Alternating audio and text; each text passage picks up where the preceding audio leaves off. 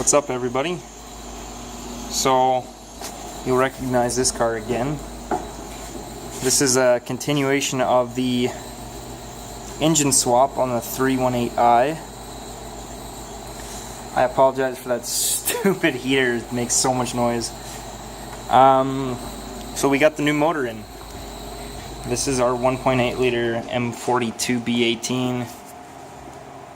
Everything's stripped off of it, the exhaust, intake, everything. Most of the essential parts are on this car right now.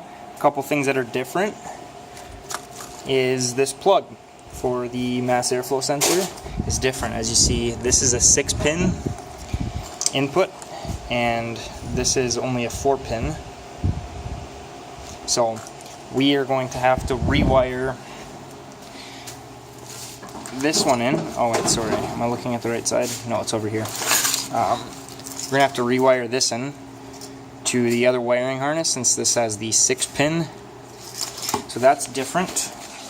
Another difference is this power wire here normally bolts on to this little section right here. Normally hooks on right here, and then they're grounded right here.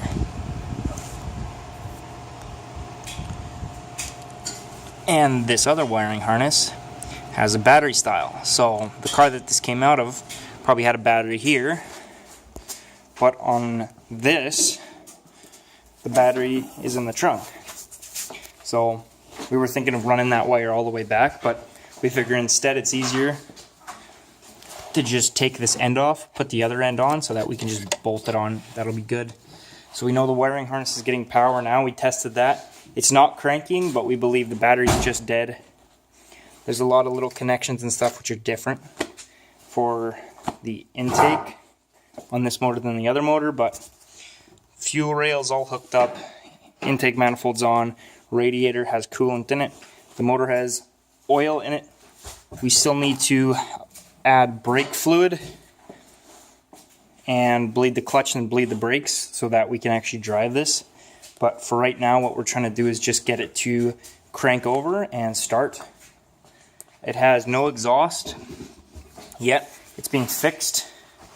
And then we're gonna have a sleeve fit over that pipe that we had to cut right there to get it off because all the bolts just stripped. So we just cut it and we're gonna have a new sleeve that fits on. The reason we have two engine jacks is because one of them, I believe it's this one, was just not supporting the engine and the transmission. But everything went on great. The clutch, flywheel, and pressure plate all bolted on perfect. Transmission was on. So yeah, it's just slave cylinder, get the clutch connected, figure out the rest of the wiring, make sure the O2 sensor's getting the right connection, this is mass airflow is getting the right connection, and then we're really close. It's November 19th in Alberta, and no snow, but we're gonna get snow here soon. So plan is to have this thing on the road running by the time it snows, and it should be fun. So just had a short little update for you guys on how it's going. So yeah, almost there.